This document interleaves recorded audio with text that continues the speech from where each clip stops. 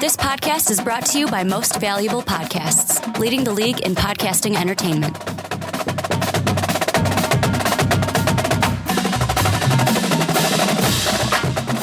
Hello, college sports fans. Welcome to the Primetime Podcast. My name is Ricky Widmer, and as always, I'm joined by Brandon Swanson. Hey. And Brandon, the NBA draft is less than a week away, and we're going to be coming out with our MVP mock draft, full mock draft, all 2 rounds. But for today, I thought what we would do is Chad Ford of ESPN went ahead and came out with his full 2-round 7.0 mock draft. We're not going to look at everything. We're going to highlight some of the second round later, look in depth at the first round. Let's react to what he thinks is going to go down this Thursday at the NBA draft. You know, because apparently Chad Ford knows more than us. I think we actually might be better and more accurate, but yeah, we'll pretend that he knows more and we'll analyze his. Well, the one thing I will say we don't do is we don't come out with our rankings and then years later change them because the players were better than we thought they were. No. Because that's what Chad Ford does. For example, James Harden wasn't ranked as high when he was coming out. Now that he's a superstar, Chad Ford went in, re-ranked just changed him, was like, oh no, he was higher. That's where I meant to put him. We're not going to do that, but... No, if we're wrong, we're going to look like idiots and be wrong forever. I love looking like an idiot. That's usually the best color that I wear. They catch you with your pants down. But here is the big... Number 1, number 2, I think everyone has it. Towns Okafor. Woo, whoop-de-doo, no big deal. However, the big change, and this is what we're first going to look at, is 3 through 6. He's got 76ers not going with D'Angelo Russell. He's got him going with Porzingis, the power forward. Then he has Russell going to the Knicks at 4, Hazonia going to the Magic at 5, and then we have Emmanuel Mudiay at 6 going to the Kings. Well, with the third pick, it's interesting because he talks about Sam Hinkie, the general manager for the 76ers, someone who doesn't draft based on the need for the team. And if you don't draft based on the need, a lot of people, I think, would make the case that Porzingis may be the best one out of those guys. He's BPA. He is BPA. I mean, so, point. And I think that's the point that Chad Ford's trying to come across with, that it doesn't matter if they need this position or that position, if they need one position more than the other one. He's going with Porzingis because he's the best one out there, and he wants the best player. Not if it's not that they may fill the need. He just wants to have the best player available on his team, which a lot of times does not work out. Yeah, but I mean, here's the thing, and this is especially for the Sixers going with, if they went with Porzingis at 3. Last year, you draft Joel Embiid out of Kansas, who plays the 5, can play the 4 too. He's a big man. And I know everyone's like, well, Ricky's got some injury history. He may not even be who we thought he was. However, then you have Nerlens Noel on the team as well. So you already have quality big men. Why do you need to go ahead and take another one? You traded away Michael Carter-Williams to the Bucks. You have not just 1, but 2 point guards sitting there at number 3. If you don't like D'Angelo Russell, fine, you can go Emmanuel Mudiay. You have 2 to pick from. Why go with a guy like Porzingis? Why go with a power forward? Why? Well, then, you have news come out that Joel Embiid, his foot's not healing properly, and he's continuing to have some problems. So maybe they think you bring in Kristaps Porzingis, and he'll heal the position need right up. But I mean, I really don't know. I think that's sometimes when you have, again, like I mentioned, a general manager who just wants the best player, you're not going to change his mind. It's like Draft Day, the movie Draft Day. He wanted the best player. The owner wanted the best player. And which that's kind I'm going to come out and say that now. If you've seen Draft Day, that's not really how drafts work. You just got to turn off your football mind, and it's a great movie. Yeah, well, yeah, exactly. You just got to turn off your logical football mind and just pretend that's how things happen. It is how it happens in Dallas. Yeah, well, Jerry Jones goes, we need a quarterback. I want that running back. I mean, come on. It is how it works. But I think that he's more like Dennis Leary in that movie. Yeah, oh, absolutely. But at number 3, Porzingis is what Chad Ford has the 76ers taking in. And at this point, the 76ers, they'll go for any good player who will get them a win. See, I disagree. I disagree with Porzingis at 3. I still think that D'Angelo Russell is the guy you take at 3. But let's say Chad Ford's right. Porzingis goes off the board at 3. The next 2 picks then get affected because I know there's talks that the Knicks, if Russell, Towns, and Okafor are all off the board, they may just trade their picks. Say, screw it. We don't need a point guard. We'll find someone who wants to give us something for this pick. But, if Russell's there, Phil Jackson may go, hey, you know what? Let's take him. Because there's something about the Knicks where I don't think they like Moutier. I think they like Russell, don't like Moutier. And of course, with the Magic, it messes up their pick because everyone and their grandmother has said if Porzingis is there, he's going to the Magic. Well, I think that's something interesting to talk about at number 4 with Russell. You have to look at Phil Jackson's Knicks, and the style of play that they're going to be running, that triangle offense and stuff like that triangle system. Now, talk about needing to get someone to fit into a system and buy into a system. That, I think, is the most important one. That's even more important than number 3. Well, and I see, okay, here's the biggest thing. I was watching First Take this week. And for those of you who don't watch First Take or don't know who Stephen A. Smith is, he's a New York Knicks fan. You're living under a rock if you don't know who he is. And he was talking about, he's kind of coming out bashing the triangle offense, which I come out and say, okay, you may not like the Phil Jacksons putting it into effect in New York, but how many rings did it win in Chicago? I know it had a great guy, Michael Jordan, at the helm, but it did do good things in Chicago. So I'm not really for bashing Phil Jackson because he's got to find the pieces.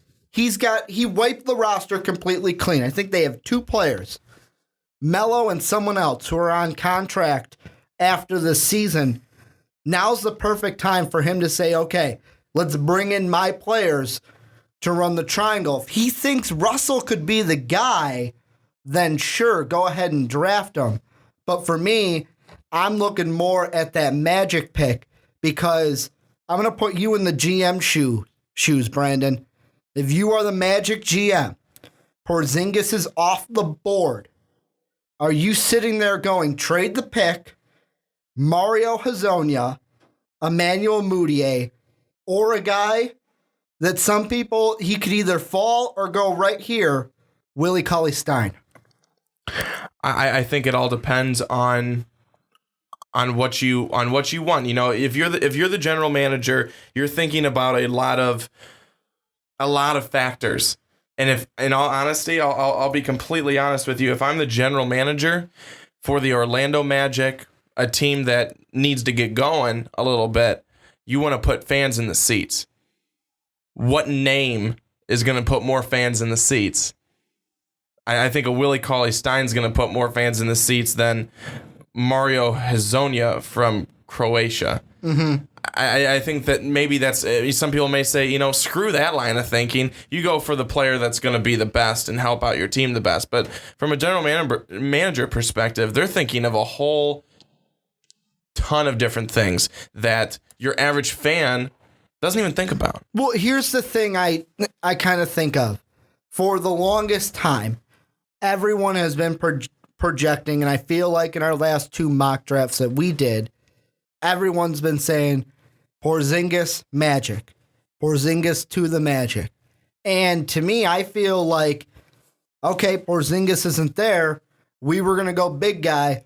Let's go Willie Cauley-Stein. However, on the other side, if the Magic, there's one guy, Tobias Harris, who's going to be a free agent for the Magic. If they can't re-sign him, then it's like, okay, we need a wing player. And that's where Hezonja comes in. So the big thing for the Magic at 5, and this is if Porzingis is off the board. Hell, this is even if Porzingis is on the board.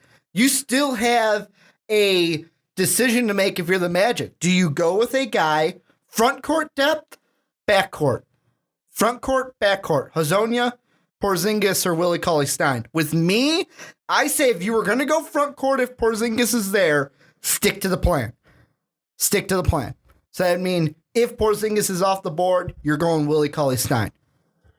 Well, yeah, I think that that's what teams should do, and I think that's what teams do end up doing. They stick to their plan. I mean, they've got plan A, B, C, and D. They hope that they don't have to use the last two, but I think that that's what they strategize. I mean, we're not saying anything new in that sense. Yeah. You know, these teams, they strategize. They do this for months and months and months, that they are looking at a number of different guys. So if one goes that they want to go after, well, they have another one right here in their back pocket that they could go after as well. And I mean, out of the teams, just to kind of close off this top 3 through 6 discussion, is with everything we've talked about, it's been 2 point guards off the board before the Sacramento Kings or Queens, however you want to think about them, even make their selection number 6.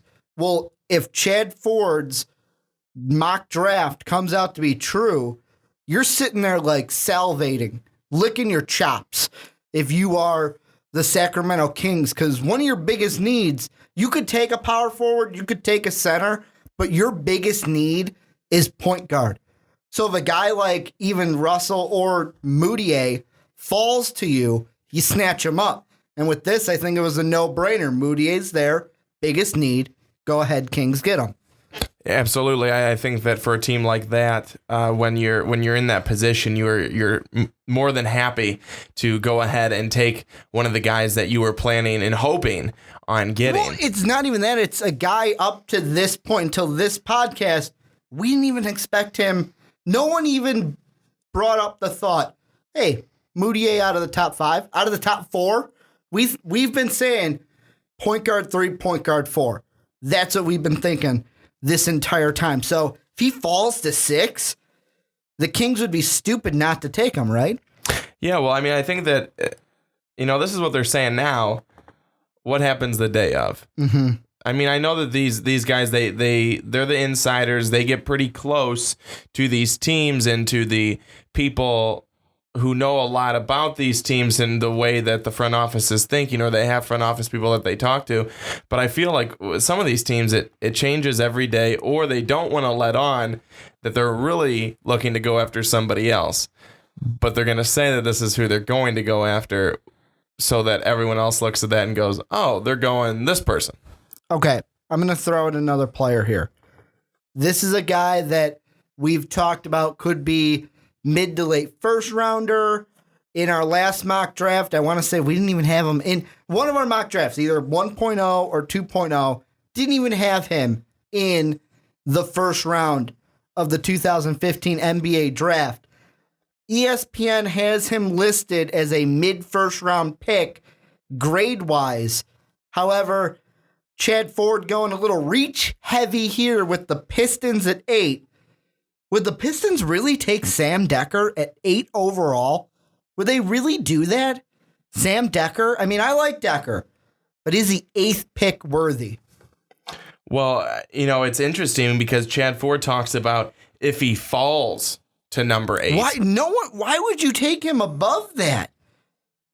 I just don't get it, because if we're looking at the rankings of even small forwards, because technically he's ranked as a small forward on ESPN, wouldn't you rather have Stanley Johnson or Kelly Oubre over Sam Decker?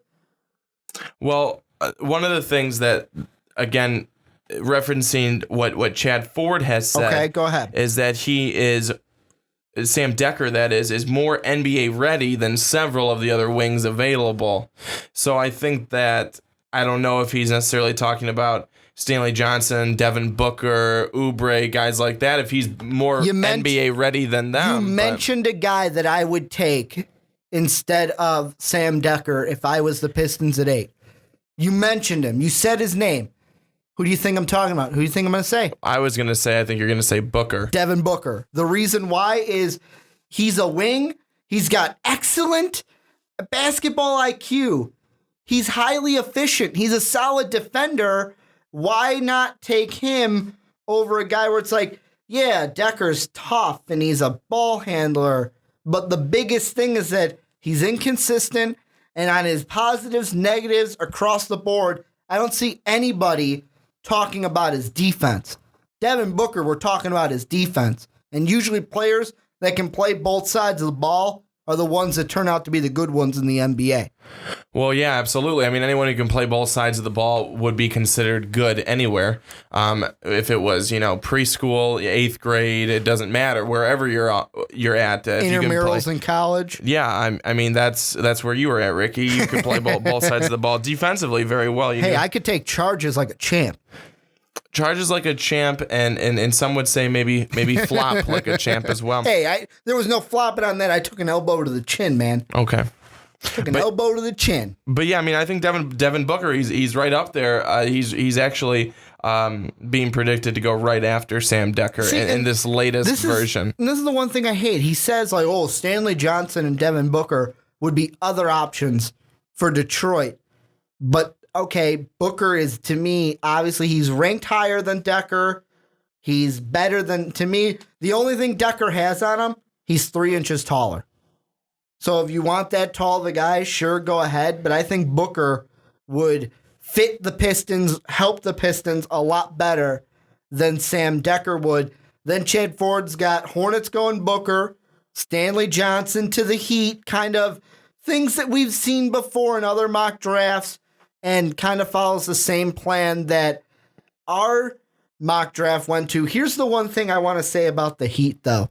And this comes from comments that we got. I want to say it was on our 2.0 mock draft on the YouTube channel.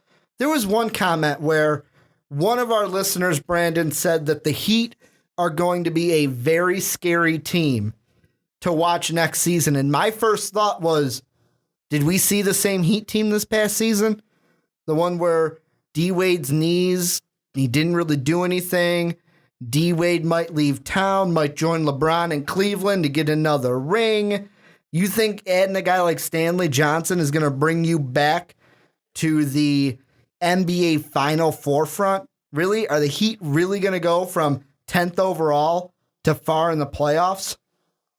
Well, the Heat are definitely going to be better next year with a guy like Stanley Johnson, because you bring in a young guy, which is something that Miami badly needs, because they're getting a little old in the tooth. Mm-hmm. Old in the tooth, long in the tooth is the expression, but they're getting older, and bringing in a guy like Johnson, Wade doesn't have that many more years left. But you bring in some new energy, and that helps to hopefully energize the rest of the guys. And I think that, in all honesty, when I saw Dwyane Wade throughout these NBA finals with ESPN on there, I mean, he is completely open to do whatever he wants to do, but I saw him there and I just felt like, not that he's starting to check out, but, this is where I kind of see his role going forward, that he's going to be an analyst. That's where he's going to be. How he was on there for some of the final games. Yeah. I mean, and they have him because he gives great perspective. Here's one thing, and this is kind of to go off of that, a little bit off topic from the NBA draft, that I just want to throw out there. I want to get your opinion on this. I saw a Vine online, and there was a huge report on Bleacher Report. I want to say it was Bleacher Report. It was some Facebook thingy that showed the clip where he said, and here's the key quote, "When I was in Miami," how he's already saying was in Miami. Is that a huge indicator that D-Wade may not be returning to Miami? If he's already saying, well, when I was in Miami. Well, I wouldn't put a lot of stock in that, because I think that we as just human beings kind of not mess up our words, but the other day, it was just yesterday, or when I was in my, I think it's something like, it can be as simple as that. It's not like you misspoke. It's just that you're talking about when you're in Miami. But he said when I was in Miami, so I don't think it's too big of a deal, honestly. So, okay, I'm going to hit you up with another you're in the GM shoes, because I love to put you in those shoes, Brandon. And that'd be great. I hope they put me in those shoes one day so I can make some millions. Actually, you're Larry Bird. You're sitting there, number 11 rolls around, and you hear the sound. The Indiana Pacers are on the clock. Who do you go with? Willie Cauley-Stein, Frank Kaminsky, Cameron Payne.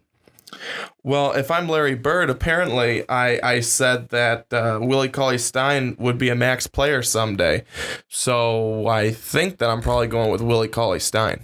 Over a guy like Kaminsky, over a guy like Cameron Payne, who there has been noise in the media that Larry Bird really likes Payne. He really likes him and says, that's my guy. Did you go with Willie Cauley-Stein over that guy? Yeah, I think I go with Willie Cauley-Stein over that guy just because Willie Cauley-Stein, so many names, maybe he'll play like three people.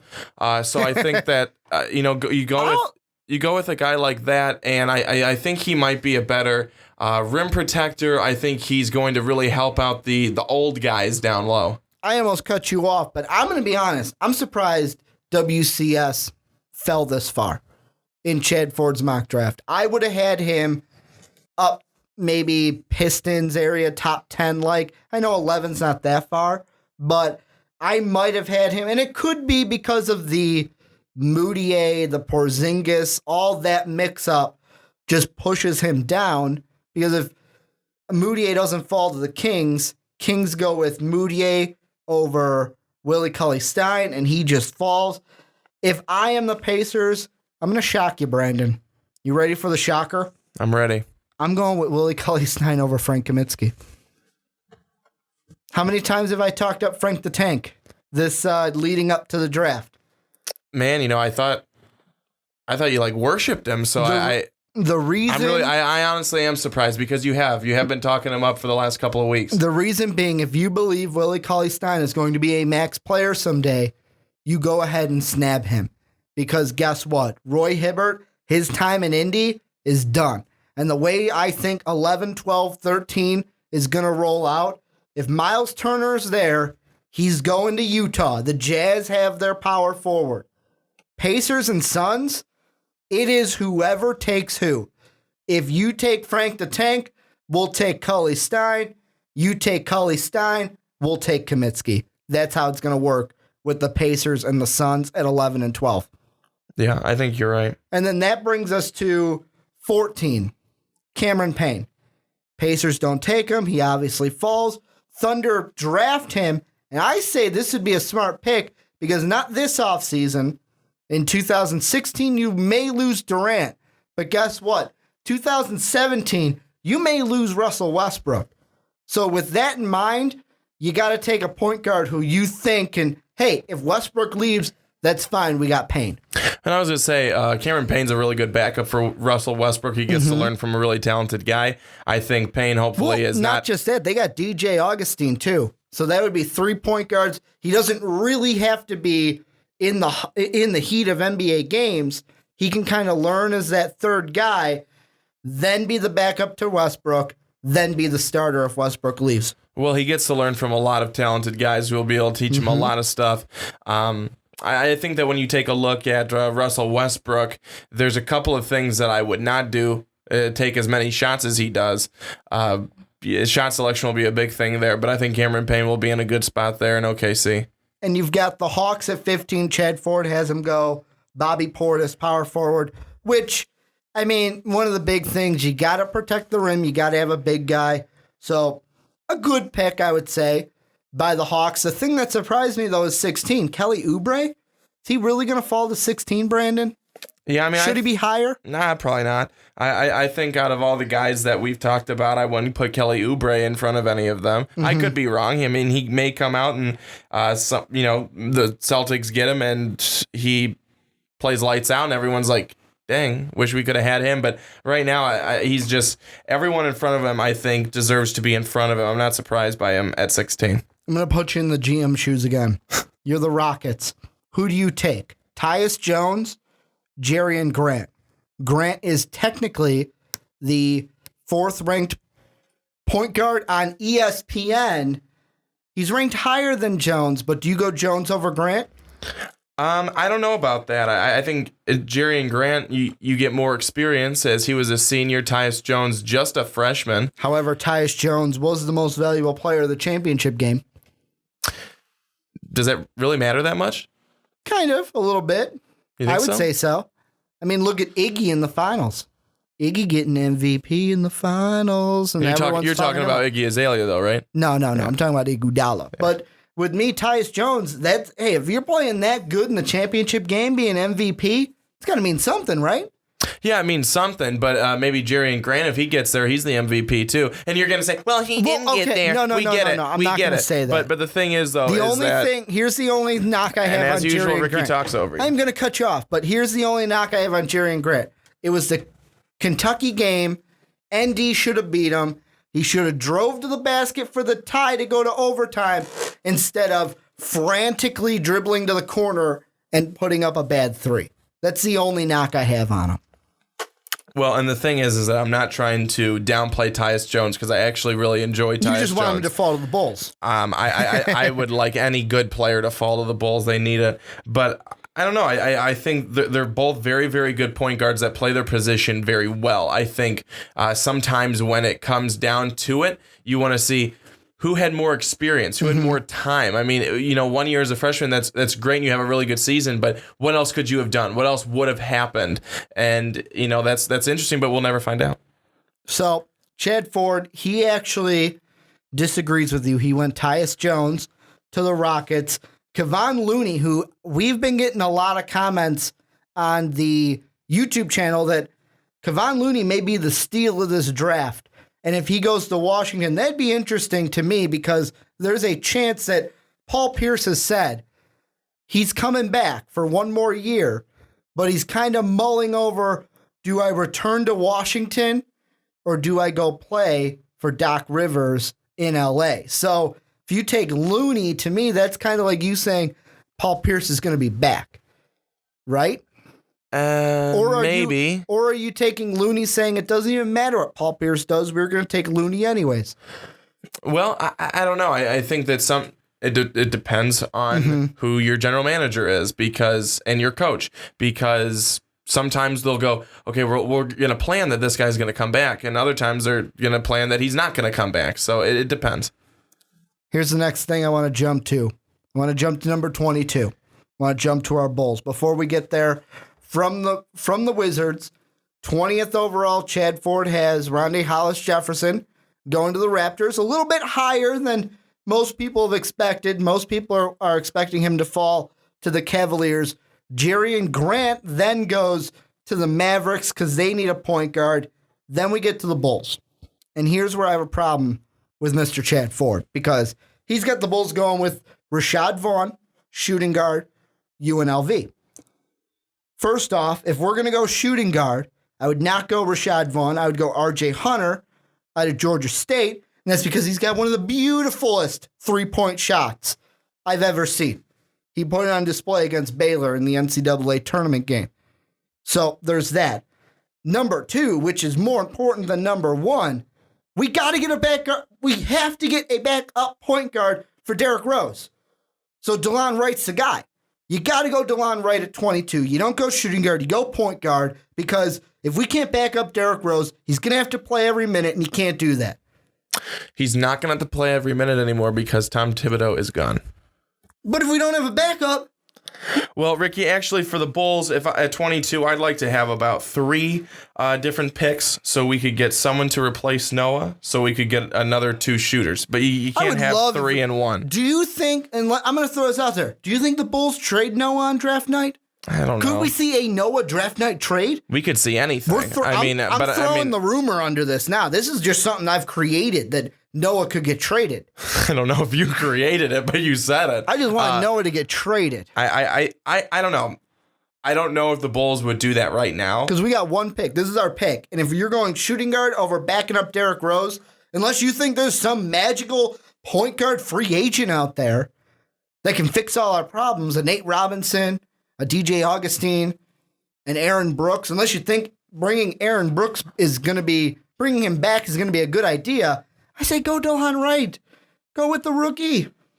Well, I don't think that anyone's there's not going to be just one person who fixes the problems for the Chicago Bulls right now. No, it's not one person. It's we need a backup to Derrick Rose, plain and simple. But I think that God, I sound like a broken record. You talk about R.J. Hunter, and they talk about the love him or hate him aspect. I love him. His ability to to shoot well and his passing ability, and then there's people that dislike him because he gets just killed on defense. And I mean, it's what do you want more? The defensive era is over in Chicago. Tom Thibodeau is gone. Let's get the offense rolling. That's what I'm saying. We couldn't score. We couldn't make a bucket in the playoffs.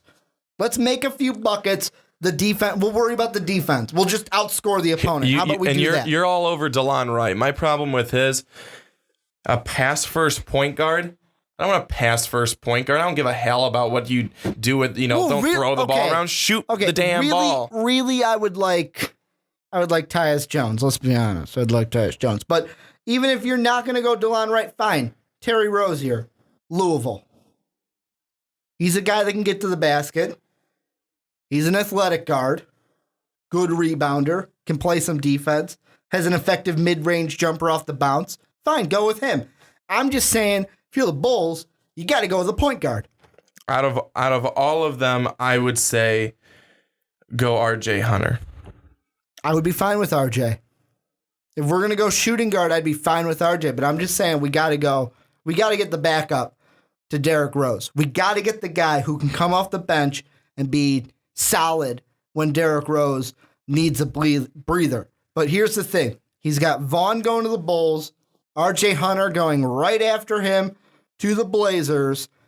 The Cavaliers, David Blattless or not, we don't even know if he's going to stay as the head coach. They have him going with DeLon Wright. And see, this is to me a Kyrie got injured. Dellavedova sucks. We got to get someone else. I hate Matthew Dellavedova. Can I just say that? Yes, we know. But the thing is, though, you hate a guy doesn't mean that he sucks. Matthew Dellavedova is good when needs be. Let me talk, Ricky. No. I said no. You're going to keep your mouth shut for a few minutes here. The thing is that Matthew Dellavedova, he is good when he needs to be sometimes, not all the time. And that's why you go in, and if they go with DeLon Wright, pass first point guard, that's going to be perfect for LeBron because he's going to say, pass it to me, pass it to me, pass it to me. Or Love. But what we found is that, well, Kyrie, hopefully he's going to be fine and there's not going to be any repercussions from his injury. And then Love comes back and is fine. If those guys come back, they're fine. Those three are okay. They go DeLon Wright. He's going to be perfect to be able to pass it around to them. Matthew Dellavedova is going to be good as another role player. He is not a stud. When people want to name in Cleveland at least, they wanted to name a deli, literally deli for Dellavedova. But you know what I mean, it's not. He's not that good. You know what I kept thinking about with Matthew Dellavedova? You know what's the one clip that just kept playing in my head? And you should know this, being a Bears fan. Just the line, they are who we thought they were. And the whole time, he has a huge game. And all I could think about is, you want to crown his ass? Crown his ass. He is who we thought he was. And I'm like, the Warriors are going to prove that. Steph Curry is going to prove that he is who we thought he was, which was a pretty good point guard. Not the worst. I do hate him. I'm going to say not the worst, but he's average at best. Well, with Steph Curry's the MVP. He put him in his place. I think, what was it, 22 minutes that he played in Game 6 with a whole whopping no points? Put him in his place. And that's the thing. DeLon Wright would be a great pick for the Cavaliers. Like you said, he's a pass-first point guard. Get the ball to LeBron. LeBron going to get 50 points a game. Then Chad Ford has Justin Anderson going to the Grizzlies, which is fine. They need a shooter. You have Montrezl Harrell, a big guy, down low. Tim Duncan, is he staying or is he going? He stayed to try to repeat. Is he going to stay another year? You don't know. You might have to replace him. Joseph Young to be another hot guard in LA. And then we have to round out the first round, Jarrell Martin, Chris McCullough, and Anthony Brown for the Celtics, Nets, and Warriors.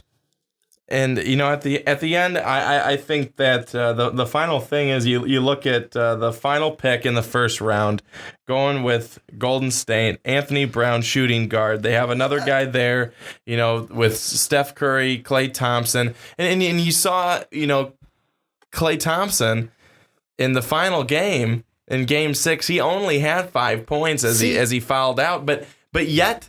They still win the game. They still get their points. They have plenty of guys around them to do a good job, like Iguodala. I mean, he comes off the bench, and he does an absolutely great job. So I think you throw another guy into the mix who can shoot. I'm going to ask you, here's our final question for this podcast.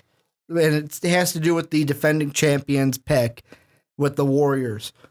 They need front court depth. Or backcourt depth. That's their thing. However, do you go shooting guard or point guard? And in this case, do you stick with Anthony Brown? Or do you go who Chad Ford has 31, Terry Rozier? Do you go point guard, shooting guard? I would go shooting guard. Would you count Steph Curry as a true point guard? He was the point guard for the Warriors this season. And you don't mess with that because you win the finals. But do you go into it saying, you know what? We got to give Steph a rest sometimes. Let's get a guy like Rozier to play off the bench. Or do you say, just add another shooter? Just add another shooter. Another splash brother. He's not a true point guard, but he showed he doesn't have to be. They can have anybody bring the ball up the floor. Not anybody, but you know what I mean? They could have, a number of guys bring the ball up the floor and be just fine. They just get Iggy to guard LeBron and limit him to 40 points a game while Steph Curry goes off. Oh, that was such a good Game 6. I can't stop replaying it in my head. All of them. I thought all the games were pretty good. They're all competitive. Do you want to know a fun fact that I heard about this year's finals? Yes. The best ratings for a finals since Michael Jordan's last championship. I believe it. I think people, lovers and haters, wanted to tune in to see what was going to happen and see what LeBron would do or not do and see what he would say afterwards, which we all knew he was going to say that he is the best and will always be the best. And pretty much, I can play by myself in Cleveland. But I think that, it's all interesting. That's what people want to tune in and listen to. Last thing I want to say, and this is because the only reason I'm saying this is because you brought it up. Remember when LeBron said, well, no, I am confident because I'm the best player in the world. Yes. You want to know what I immediately thought of, and it has been a meme on Facebook and Twitter. If you look at hockey and look at the Blackhawks who just won their Stanley Cup, when they shoved a microphone in Jonathan Taves' face, what's the one thing he said? Do you remember about winning the cup? Oh, he said, we do it for the guys. We do it for the guys who haven't been there yet. And that, to me, is just the big difference between a champion and somebody who's out for themselves. I just wanted to throw that out there. In all honesty, a little quick jab at LeBron, like I always like to do. In all honesty, I guess I just kind of noticed in hockey, especially with the Blackhawks, because they're your Chicago team. But yeah, a very big team sport, and we've seen those guys be a true team for each other, out there for each other. It's a little different because, you're not, in basketball, you're not going to go up and give everyone a hug after you score, 2 points and then 4 points. It's different in hockey. They're two completely different sports. I was just saying, just the mental aspect. No, I know. But, at the end, if Cleveland would have won, would LeBron have said, it's for the guys. I couldn't have done it without these guys. He's gonna go. I couldn't have done it without my left hand. I couldn't have done it without my right hand and my 2 legs and my 2 feet. I'm the greatest player in the world. That's what he would have been like. Because to me, I feel like LeBron's a little bit egotistical, or not egotistical. It's just since he came into the league, we've shoved down his throat that he has to be like Michael. That I'm the best player in the world. To even go off of that, Michael Jordan, when he won his first championship, someone asked him, are you the best player to ever play the game? And Michael said, well, you know what? I can't really answer that because guys of different eras play differently for the different eras they're in. Another difference between being humble and being upset that you're down 3-2 and saying it because you're a little kid and you're pissed off. But at the same time, I think you have to look at it, and LeBron he's a great player. He has every right to be able to say that. He is one of the best players in the league, and at the end of the day, I think you look at it, and yes, he can go ahead and be egotistical and think a lot about himself because he's darn good. But we've gone off on a tangent. Let's end this podcast like we always do. You guys tell us down below what you thought of anything that we talked about in today's podcast. If you liked the podcast, go ahead, hit that like button. If you loved it, hit that subscribe button. You can follow Most Valuable Podcasts on Twitter at Most Valuable Pod. I'm at Ricky Widmer. Brandon is at, and I'm going to get this wrong, at young_swan19. Correct. At young_swan19. This has been the Primetime Podcast. Make sure to check out our special MVP mock draft edition dropping sometime this week. And as always, have a good day, everybody. Thank you for listening to this MVP podcast. Follow us on Twitter at Most Valuable Pod for more great podcasts.